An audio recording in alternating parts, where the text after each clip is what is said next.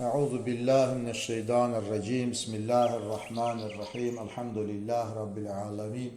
Sallallahu ala seyyidina Muhammedin ve ala alihi ve ashabihi ecmaîn. Amma ba'd. Şan Naşvənd Bahadın el-Buxari Qudsuri Həzrətləri buyurur ki: "Dər xəlqət şöhrət əst, dər şöhrət afət əst, təriqət mən söhbət əst." Allah-u Teala təriqət-i aliyə Nəqşibəndiyənin söhbətindən faydalanmağı bizlərə nəsib və müyəssər eləsin. Məlumdur ki, imanın, İslamın, din-i mübin İslamın iftidası iman etməkdir. Sonra İslamın ərkanına, dini qaydalara riayət etməkdir və sonra da etmiş olduğumuz ibadətləri ixlasla icra etməkdir. Necə ki, məsəl üçün, bir evi tikən adam, onu evin çəpərlərini səliqəli, möhkəm, ehtiyatlı qurmaqla evini qoruyur. Bir devlət öz ərazisini sərhəd lazım olan müasir qaydalan betonla mı və yaxud da ki, dəmirlə mi, meftillə mi qoruyur. Bunun kimi də bir mömin də gərəkdir ki, əməllərini qorusun. Əvvəllər şəhərləri qalaya alırdılar. Məsəl üçün, ən yaxın, Qubanın adı eyni zamanda qələdir də. Qubada vaxtda qala olub, hansı istiqamətdə olubsa. Məsələn, bizə ən yaxın gördüyümüz qala Dərbənd qalasıdır ki, Narın qala. O, kilometrlərlə uzun qaladır və yağı düşməndən əhalini qorumaq üçün padişahlar neyinirlər? Qalaya alırlar öz təsir dairələrini. Məşhur sufi alimlərdən Şəqiq İbni İbrahim Qudüsə Sirrü Həzrətləri bir kəlamında buyurur ki, bu üç şey əməlləri bir qala kimi müdafiə və mühafizə eləyərək qoruma altına almışdır. Üç şey. Demək ki, sən əməl eləyirsənsə, əməl nə?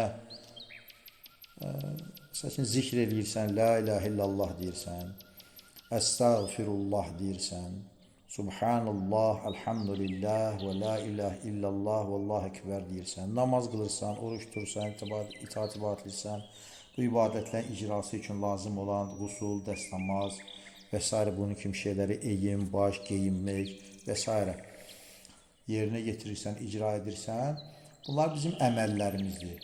Bu əməllər də buyurur ki, qalanam, mühasirəyə alıb, çəpərləyib, sərhəd çəkib, qorumaq lazımdır ki, yağı düşmən, yəni nəfs və şeytan bu əməllərimizi zay eləməsin, puç eləməsin.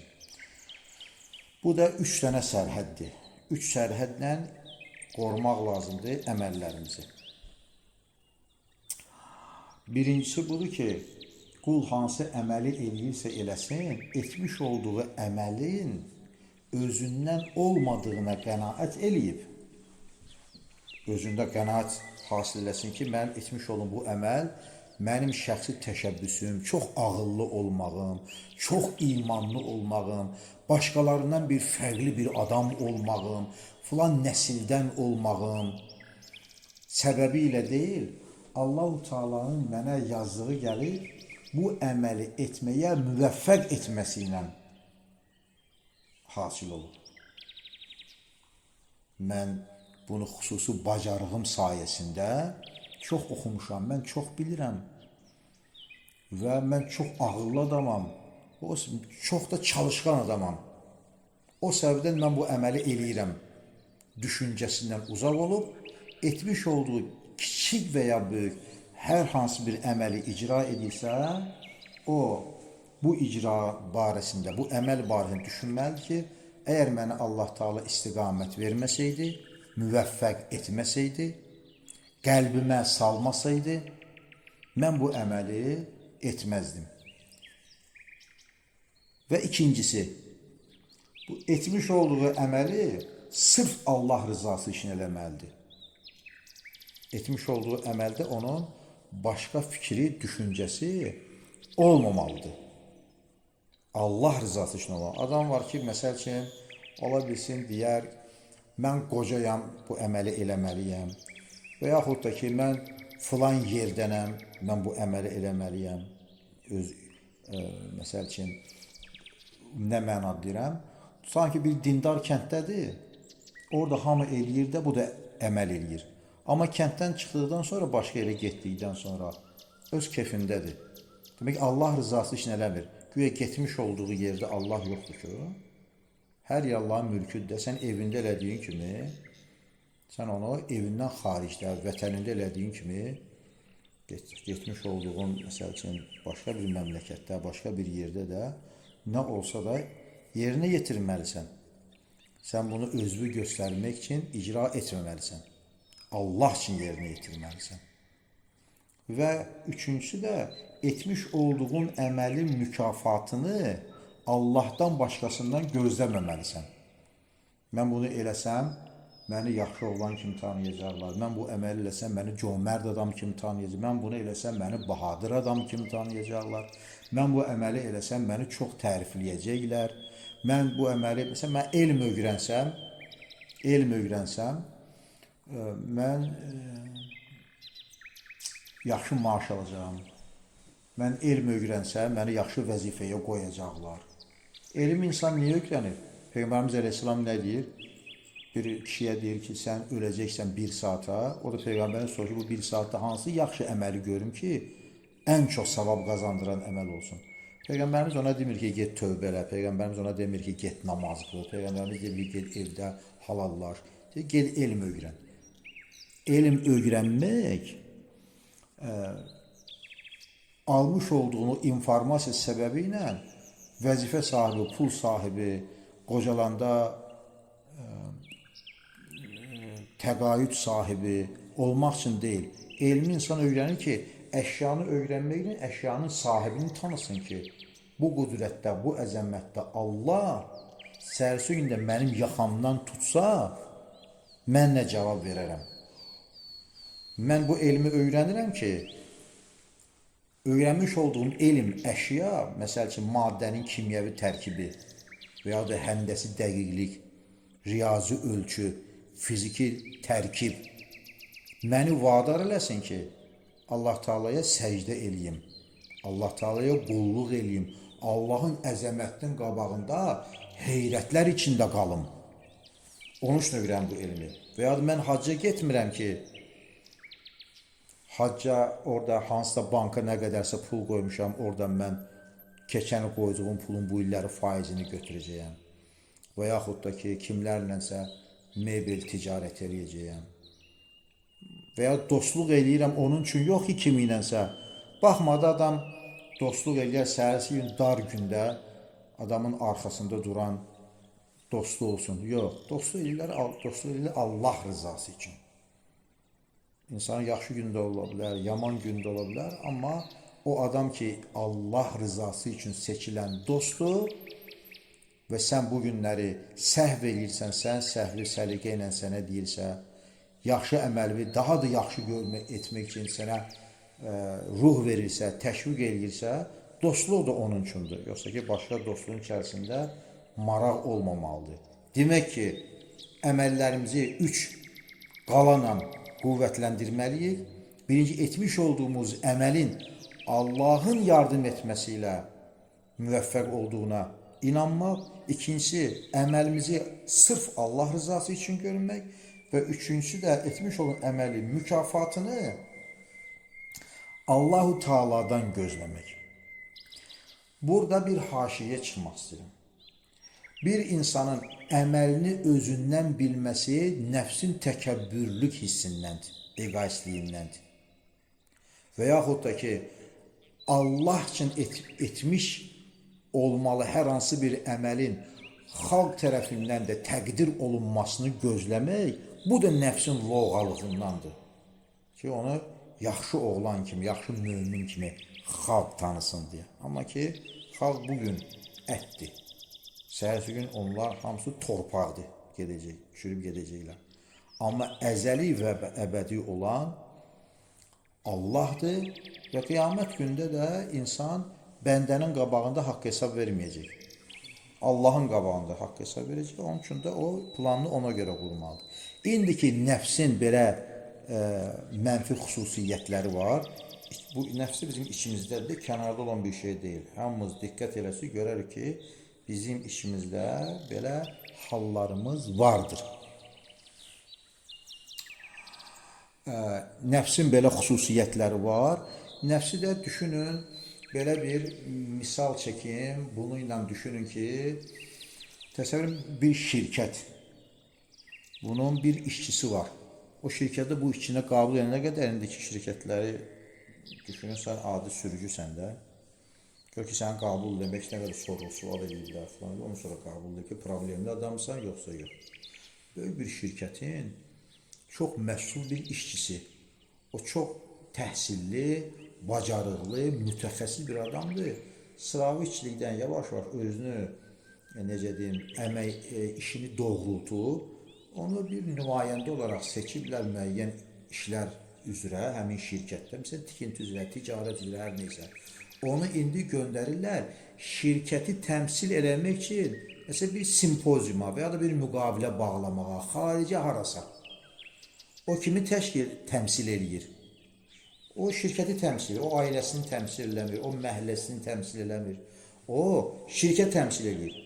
O gedib birdən həmin o danışıqlar aparması, müqavilə bağlaması lazım olan o yerdə, o şirkətdə, o dövlətdə öz başına, öz maraqlarını gözləyən, öz nüfuzunu artıran, şirkətin nüfuzuna, şirkət rəhbərinin nüfuzuna kölgə salacaq, zərər yetirəcək fəaliyyət göstərsə, söhbət danışsa və üzə çıxsa ki, bu adam şirkət adından yox, öz adından danışır. Müqavilənin şirkətin xeyrini yox, öz xeyrinə bağlayıb. Bu böyük rüsvayçılıq, böyük xəyanətdir. Bu adamı uzaqlaşdırarlar işdə və da cəzalandırarlar, hər neysə. Və ya da bir adam əgər dövlət nümayəndəsi olub belə bir şey eləsə, onu vətən xəyanəti üstündə, vətənə xəyanət maddəsi ilə onu həbs eləyərlər.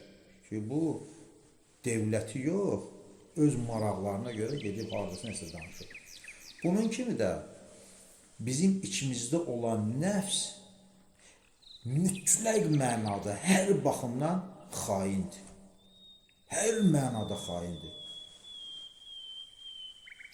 Onda təkəbbürlük onda, riyakarlıq onda, sonra qəzəb onda, şəhvət onda, bütün o mənfi xüsusiyyətlər nəfsdə vardır. Cəhənnəmin 7 qapısı var. 7 qapısına həva, qəzəb, şəhvət, kibir, buxul, riya.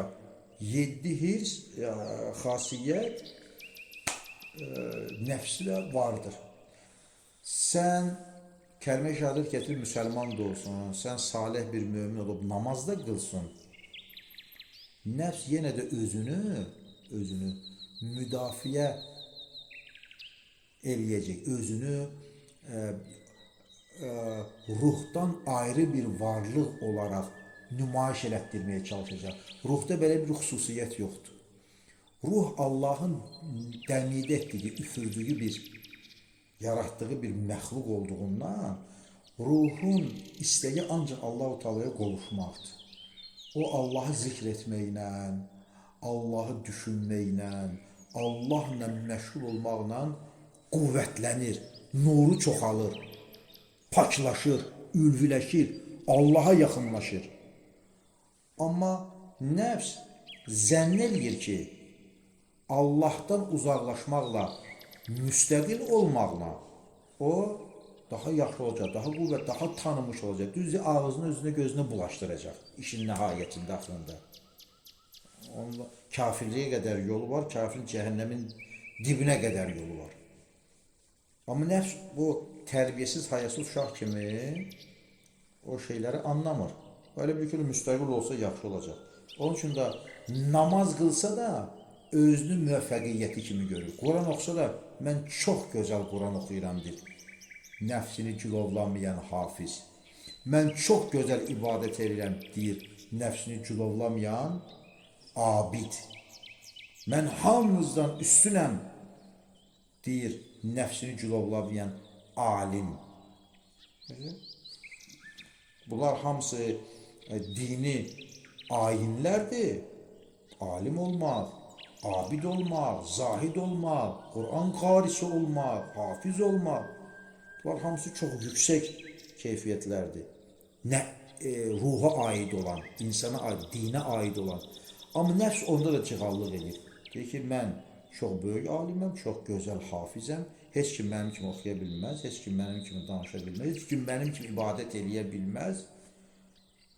Və beləliklə də və ma uberru nəfsi innən nəfsə ləmmaratun bis-su, özümüzü nəfsdən qoruyur. Nəfs neyini? Ancaq insanlara pis şeylər təlqin edir.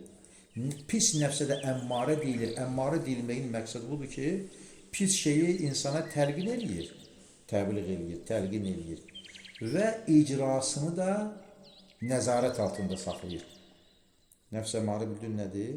Nəfs əmmarə pis şeyi əmr eləyir və icrasını da nəzarət altında saxlayır. Ki, sən elədinmi, eləmədinmi? Eləmədinmi, başqa cür təklif eləyir, başqa yolla sənə yaxınlaşır, başqa cür tərifləyir, başqa bir şey gözünün qabağına gətirir, qulaqla eşitdirir, xəyalva salır ki, bu işin bir dənə günahın müxtəlif variantları var. Bu alınmadı o birisi, bu alınmadı o birisi, bu alınmadı o birisi. Şeytandan daha təhlükəlidir. Nə? İçimizdə gəzdirdiyimiz nəfs. Buna görə nəfsə əmmarə deyirlər. Və əməllərimizin də puç olması üçün nəfsə əmmarə deyir ki, o bir misal var, tülkü yığır toyuqları, onlara dərs keçir, azadlıq dərsi. Və deyir ki, rədd olsun hin, yaşasın azadlıq. Demək ki, toyuqlar əgər hinə nifrət eləsələr, hini dağıtsalar, hində yatmasalar, nə olacaq? Tülkü üçün rahat olacağını aparmaq. Onun üçün də şeytanın, nəfsin təbliği nədir? İbadət elə, amma sənin çəpərin olmasın, qalın olmasın. Hələ ortalıqda qalsın eləmiş olduğu ibadətlər. Amma hansı ki, məsələn, sən fərz namaz qılırsan, acı namazda misal çəkim. Aldığın dəstəmaz bir çəpərdir, aldığın usul bir də çəpərdir, verdiyin azan bir çəpərdir, gətirdiyin qamət bir çəpərdir. Canım sən azandan sonraki duvarın bir qaladır, namazdan qabaq qıldığın sünnət, namazdan fərzdən sonra qıldığın sünnət, onun danc eləmiş olan təsbihat, təsbihatı gözəl-gözəl eləmək, gözəl-gözəl dualar eləmək, üzvü qiblədən çevirməmək, bu namazı qıldın, gələn namazı gözləmək, namazın batıl olmasını iki namazın arasında əməllərvi, düşüncələrvi, insanlarla münasibətvi, ailəmlə münasibəti gözəl şəkildə qurmaq, özünə hörmət eləməyə ki, sən namaz qılansan, sənə belə söz danışmaq olmaz, sənə filan yerə getmək olmaz, sənə filan əməli görmək olmaz. Bunun kimi bütün ömrünü gözəlləşdirmək. Bunlar nədir? Sənin imanını qorumaq üçün olan şeydir. Məsələn, burada işıq var. Bir işığın özü var, bir də işıq qoruyan plafon var. Bir lampa var. Orada piləkdən işıq yanır. Bir də o hiss eləməsin deyə və işığı daha bərraq olsun, üstünə şüşə keçirtirlər ki, külək də üfürüb söndürməsin deyə, o tərpəndiki hiss eləməsin deyə. Bunun üçün də iman var. Amma imanı batil eləyəcək, imanın işığını söndürəcək çoxlu nə var? Səbəblər var. Söndürər insanın imanı, insan qaranlıqda qalır, içi qaranlıqda qalar, kafir olar, münafiq olar, mürtət olar. Demək ki, iman işığını nurlandırmasını ibadət eləmək lazımdır. İbadət bizim imanımızı qoruyur. İbadətlərimiz də batil olmasın deyə onu bu saymış olduğumuz üç şeylə qalaya alıb qorumaq lazımdır ki, şeytan və nəfs ora nüfuz eləyə bilməsin. Nəfsin isə çox xoşu gəlir tərifdən, çox xoşu gəlir özünü göstərməkdən, çox xoşu gəlir öz başına işlər görməkdən. Amma öncə ibadət eləyəcək mömin, söhbətin axırında Şeyx Şibli Həzrətlərinin bu kəlamını yenə xatırladacağım qısa olaraq etmiş olduğu əməli Allahın yardım etməsi ilə qismət etməsilə müvəffəq olduğuna inanacaq. Etmiş ol əməli sırf Allah rızasına görə eləyəcək, üzə görə eləməyəcək və üçüncüsü də etmiş olduğu əməlin mükafatını da Allah'tan gözləyir. Kiminsə onu təqdir etməsi, təbliğ etməsi, tərif etməsi ona bir o qədər önəmli olmayacaq. Ümumiyyətlə önəmli olmayacaq. Allah Teala bizləri müvəffəq eləsin, nəfsin fitnəsindən mühafizə eləsin. Yenə də burada alim bir sözü qoy, onu da deyim, söhbətin axırında yadımdan çıxmışdı. Deyir ki,